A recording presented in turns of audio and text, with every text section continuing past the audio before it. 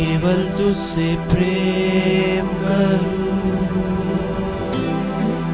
मैं केवल तुझसे प्रेम करूं यीशु, मैं केवल तुझसे प्रेम करूं और पीछे ना हटूं,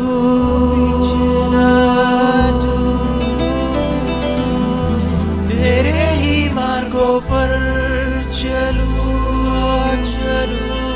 तेरे ही महिमा में गाऊं, तेरे ही आगे झुकूं यीशु और पीछे ना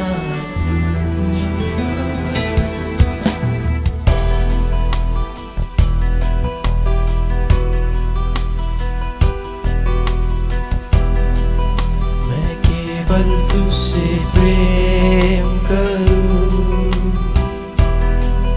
मैं केवल तुझसे प्रेम करूं यीशु, मैं केवल तुझसे प्रेम करूं और पीछे ना हटूं, तेरे ही मार्गों पर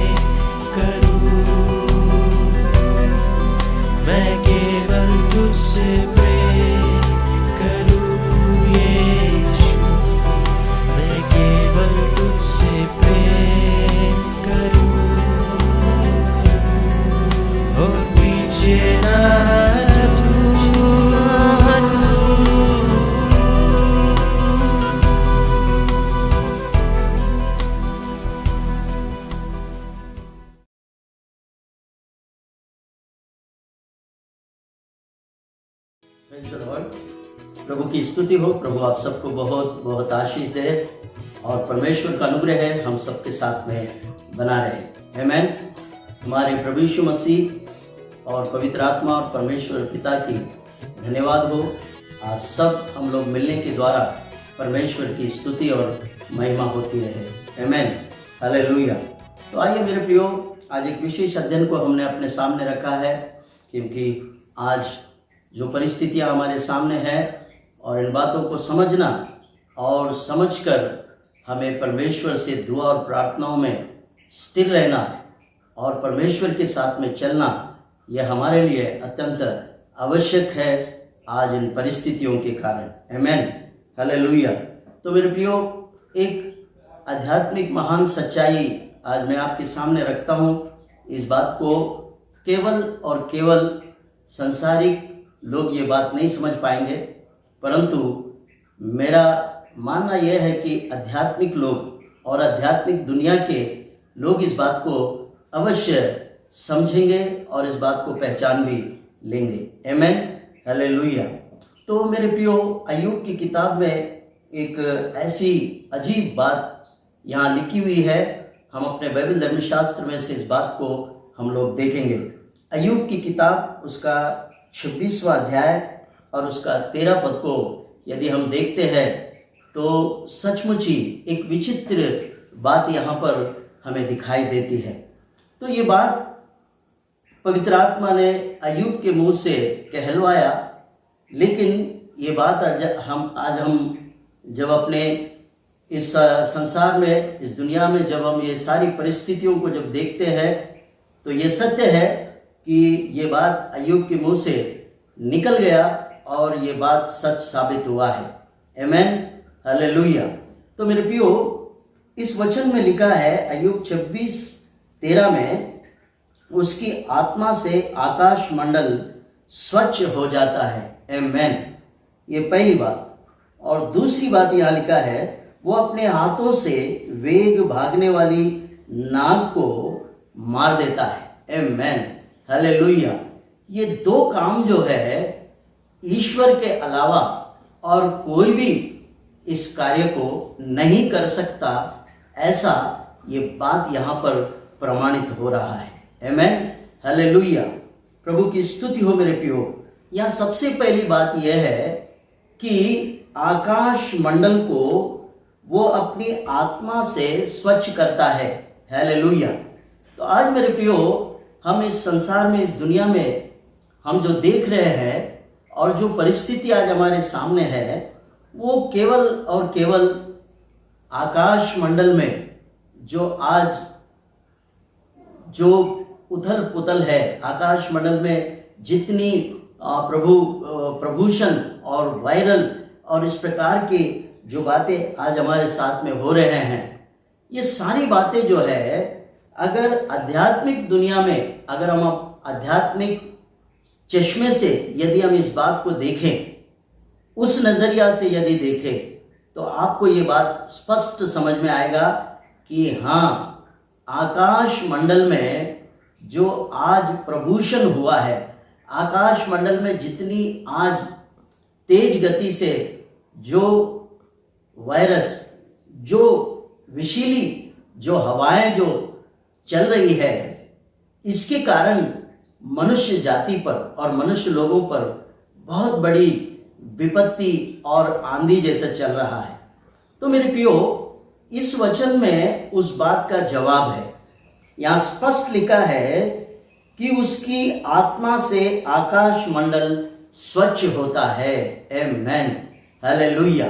तो मेरे प्रियो, आध्यात्मिक दुनिया में हम अगर थोड़ा सा झुक के देखें, तो आकाश मंडल, जिसने आकाश मंडल को बनाया, वह आकाश मंडल उसकी महिमा का वर्णन कर रहा है।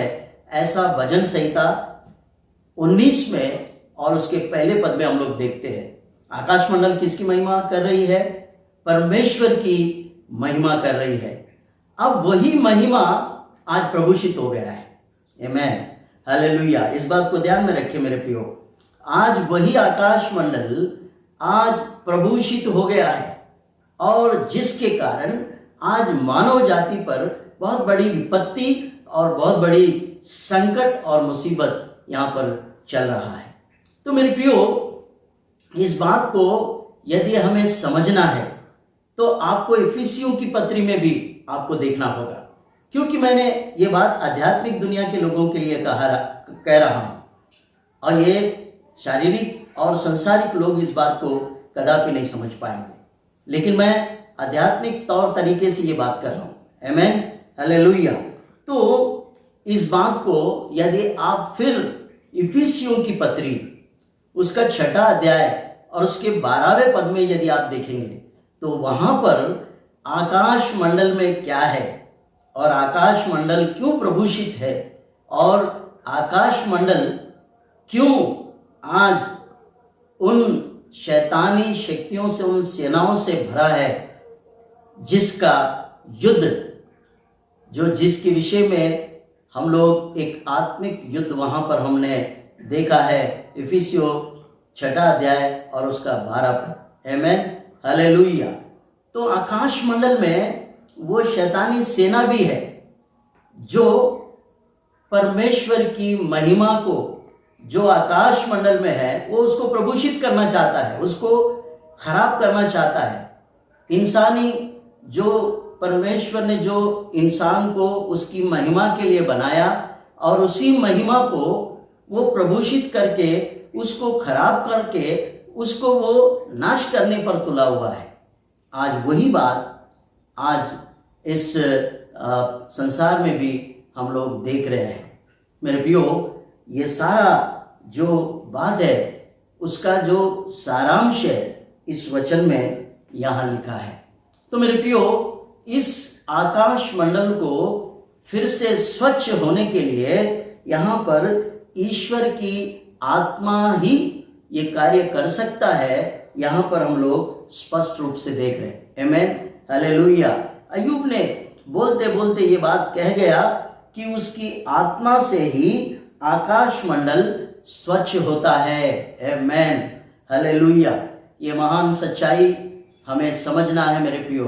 परमेश्वर ही इस आकाश मंडल को स्वच्छ कर सकता है। इसलिए हमें परमेश्वर की ओर देखना है, हमें दुआ करना है, प्रार्थना करना है कि वो उठे और वो अपनी आत्मा के द्वारा ये आकाश मंडल को वो जब स्वच्छ करेगा तो सचमुच ही आकाश मंडल स्वच्छ हो जाएगा और सारा वायरस और सारी प्रदूषित वातावरण जो है वो स्वच्छता में बदल सकता है मेरे प्रियो। यह हमारा मानना है, यह हमारा विश्वास भी है मेरे प्रियो। संसारिक तौर तरीके से हम देखते हैं, हो सकता है ये वायरस है तो हम दुआओं के द्वारा परमेश्वर दवा भी हमें बनाकर दे देगा, इसमें कोई शक नहीं। ईश्वर मनुष्यों को ज्ञान और बुद्धि देता है जिससे उस वायरस के लिए दुआओं प्रार्थनाओं के द्वारा मनुष्यों को ज्ञान और बुद्धि देकर परमेश्वर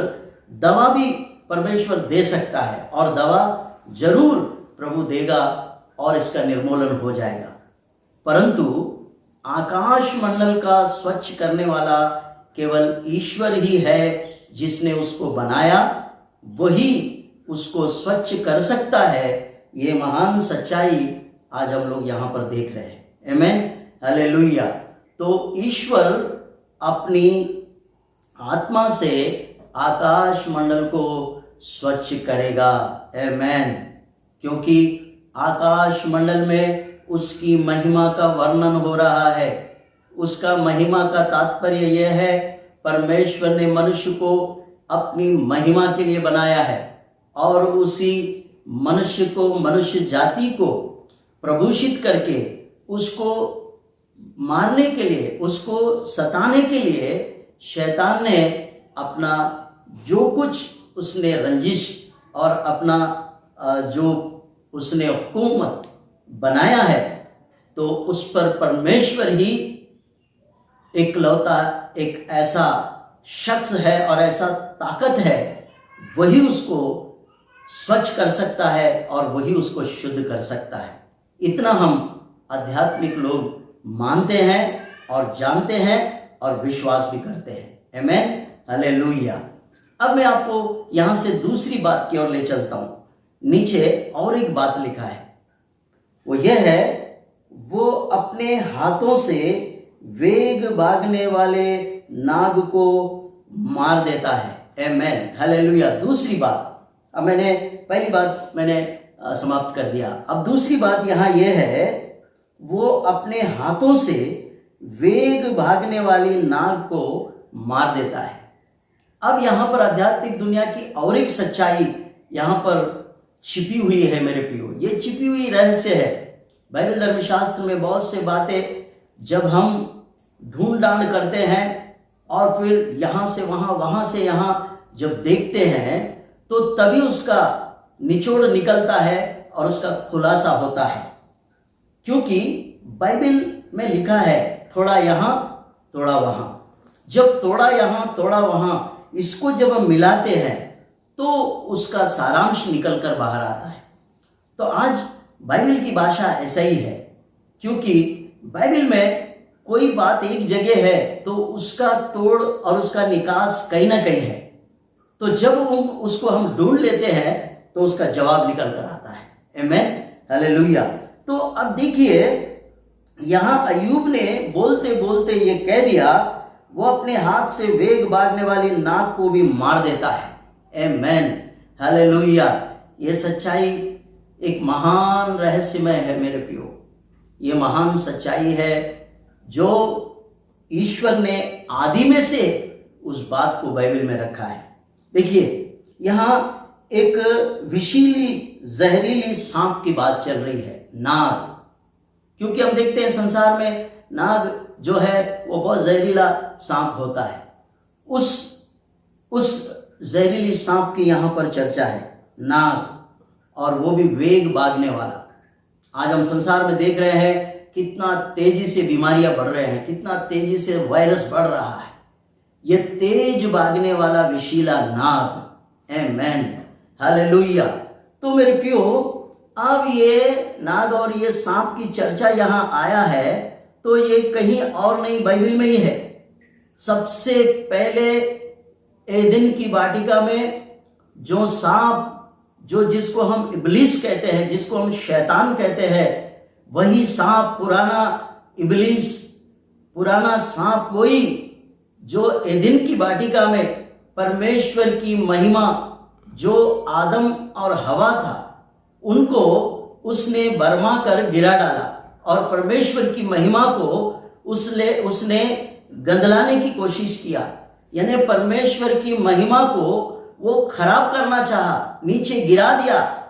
लेकिन परमेश्वर ने फिर से अपने पुत्र यीशु मसीह को इस संसार में भेजकर इस नाग, इस इब्लीस, इस सांप का, इसका जहर का डंक और इसका जहरीला विशीला पदार्थ को और इसके सिर को प्रभु यीशु मसीह ने कलवरी के क्रूस पर 2000 वर्ष पूर्व कलवरी के क्रूस पर उसने कुचल कर उसको मार दिया।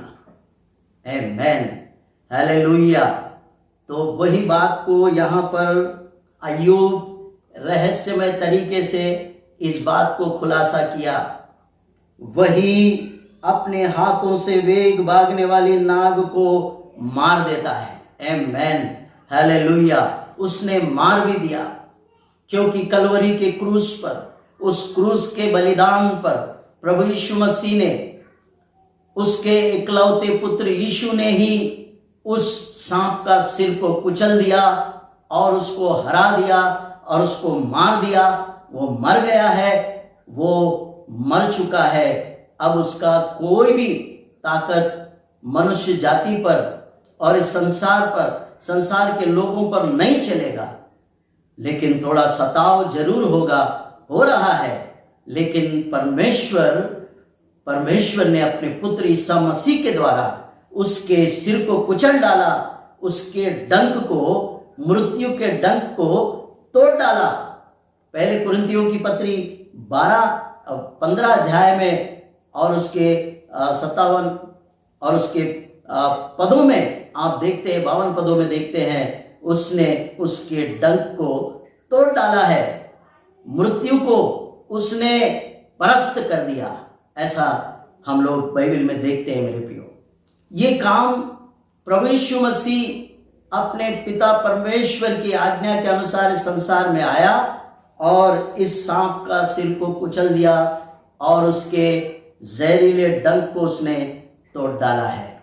ये महान सच्चाई वहां पूरा होती है। पर आज जो हो रहा है वो सिर्फ इतना हो रहा है, भय का माहौल बन गया है, क्योंकि वो सांप मर गया। कलवरी की क्रूस के बलिदान में वो सांप मर गया, लेकिन उसका पूंछ हिलाना अभी बंद नहीं हुआ। वो अपना पूंछ हिलाकर संसार के लोगों को वो डरा रहा है। वो संसार के लोगों को डरा कर वो मार दे रहा है। मेरे प्रियो, हमें इस बात पर गौर करना है। शैतान सिर्फ डरा सकता है, लेकिन वो मार नहीं सकता, क्योंकि परमेश्वर जो उसने उसको परास्त कर दिया और उसको मार दिया है, शैतान का डंक टूटा हुआ है। मेरे प्रियो, हम परमेश्वर को धन्यवाद देते हैं कि उसने अपने हाथों से वेग भागने वाली नाग को मार देता है। आमेन, हालेलुया। तो मेरे प्रियो, ये दो काम जो है परमेश्वर पिता ने अपने पुत्र ईसा मसीह के द्वारा इस कार्य के संसार में पूरा किया है। परंतु आज भय का माहौल इसीलिए है कि उसका पूंछ अभी भी हिल रहा है, जिसके कारण आज संसार भर में लोग आज वायरस के कारण और कुछ और बातों के कारण हम डरे हुए हैं, परंतु हम जब दुआ करेंगे, प्रार्थना करेंगे, परमेश्वर की ओर देखेंगे, तो परमेश्वर निश्चय ही इसका जवाब मनुष्यों के द्वारा ही फिर से इस संसार में लेकर आएगा।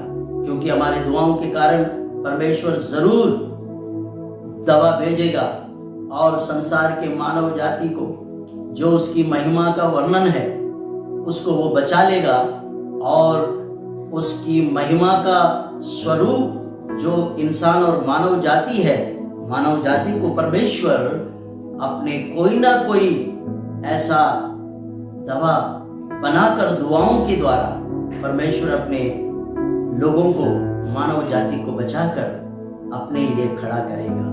आमेन, हालेलुया। तो मेरे प्रियो, हम दुआ में सक्षम रहे, प्रार्थना करते रहे और इस वचन पर विश्वास करें, क्योंकि वही है जो आकाश मंडल को शुद्ध कर सकता है, वही है जो उस वेग भागने वाली उस नाग को, सांप को मारकर उसको खत्म कर सकता है। तो आज हम उस ईश्वर के चरणों में हैं, उसके पास हमारी दुआएं, हमारी प्रार्थनाएं पहुंच रही है। अपना मदद जरूर पहुंचाकर हमें बचाए रखेगा। प्रभु की स्तुति हो। इन वचनों के द्वारा, इन बातों के द्वारा प्रभु आप सबको बहुत बहुत बहुत आशीष दे। आमीन। God bless you. Subscribe our channel and press the bell icon for regular updates.